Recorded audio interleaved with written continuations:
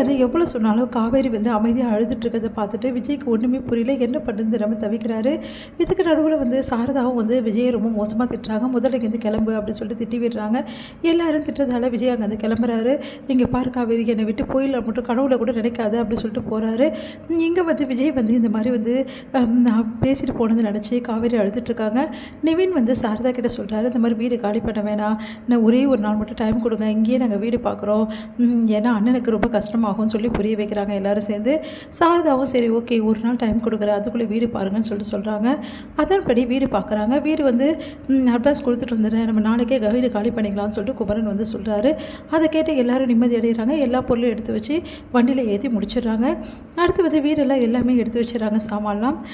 இங்கே வந்து சாரதா என்ன பண்ணுறாங்க, சாவி எடுத்துன்னு போயிட்டு இப்போ தாத்தா கிட்ட கொடுத்துட்டு வா அப்படின்னு சொல்லி கொடுத்துட்டு வாங்கப்பா அப்படின்னு சொல்லிட்டு கொடுக்குறாங்க. நம்ம குமரன் கேட்டால் அந்த சாவியை வந்து காவேரி வாங்குறாங்க. அதை பார்த்து எல்லாம் அதிர்ச்சி அடைகிறாங்க. என்ன காவேரி சாவி வாங்குற அப்படின்னோடனே, நான் போய் தாத்தா கிட்ட கொடுத்துட்டு வரேன் அப்படின்னாங்க. என்ன காவேரி இப்படி பண்ணுறாருன்னா, அவள் போயிட்டு வரட்டும், நல்லது தான், இவ்வளோ நாள் அந்த வீட்டில் இருந்துட்டா, சொல்லிட்டு வராமல் இருக்கக்கூடாது, சொல்லாமல் கொள்ளாமல் போகக்கூடாது, அதனால் அவள் போய் தாத்தா கிட்ட பேசிட்டு கொடுத்துட்டு வரணும்.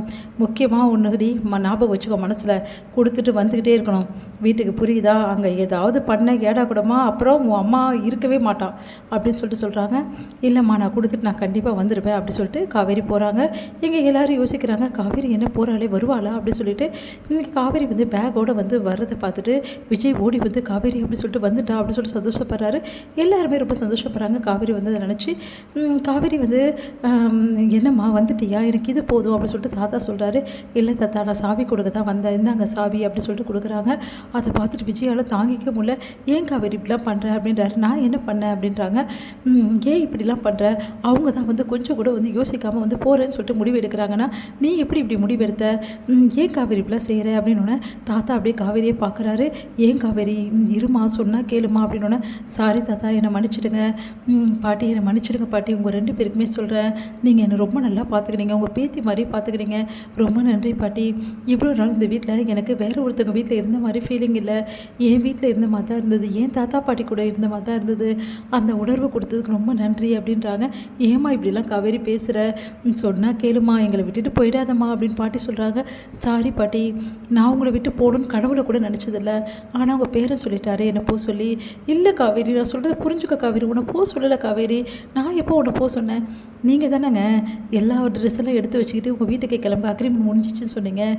நான் ட்ரெஸ் எல்லாம் எடுத்து வச்சேனே, அப்போ கூட நீங்கள் ஒரு வார்த்தை இருன்னு சொல்லலையே, நான் ட்ரெஸ் எல்லாம் எடுத்து வச்சு போகிற வரைக்கும் வெயிட் பண்ணிவிட்டு அதுக்கப்புறம் போகும்போது கூட நீங்கள் சொல்லலைல்ல ஒரு வார்த்தை கூட, அப்பவும் போக தானே சொன்னீங்க, நான் அப்பவும் கேட்டேன்லங்க உங்ககிட்ட அப்படின்னோடனே, காவேரி அது ஏன் நான் சொன்னேன்னா, நான் புரிய வைக்கிறேன் காவேரி, அதுக்கெல்லாம் எனக்கு ஒரு சான்ஸ் கொடு காவேரி. இல்லைங்க, நிறைய விஷயங்கள் வந்து உங்ககிட்ட கேட்டேன், அதுக்கு எந்த விளக்கமும் நீங்கள் சொல்லலை. ஏன் முதல்ல வெளியில் அந்த வீட்டுக்கு வரும்போது நீங்களும் வெளியே போயிட்டீங்க, அதுக்கப்புறம் எனக்கு ஒரு ஃபோன் கூட நீங்கள் பண்ணலை காவேரி. இல்லை காவேரி அப்படின்றாரு.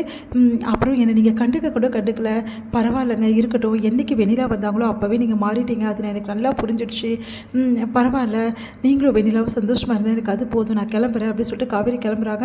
ஒரு நிமிஷம் காவேரி, நீ எல்லாத்தையுமே தப்பாக புரிஞ்சுட்ருக்க, ஆனால் ஒரு நாள் எல்லா உண்மையும் உனக்கு தெரிய வரும், அன்னைக்கு நீ கண்டிப்பாக என்னை தேடி வருவேன், அந்த நாளுக்காக நான் காத்துட்ருப்பேன் காவேரி அப்படி சொல்லிட்டு விஜய் சொன்னோன்னே காவேரியால் தாங்கிக்க முடியல. விஜய் பார்க்குறாங்க, நான் எதுவுமே தப்பாக புரிஞ்சுக்கல, நீங்கள் வந்து நடந்துக்கிற விஷயத்த மட்டும் தான் நான் சொல்கிறேன், நான் வருவேன்னு எனக்கு தோணலை அப்படின்றாங்க. நீ கண்டிப்பாக வருவேன் காவேரி, எனக்கு நல்லா தெரியும் காவேரி.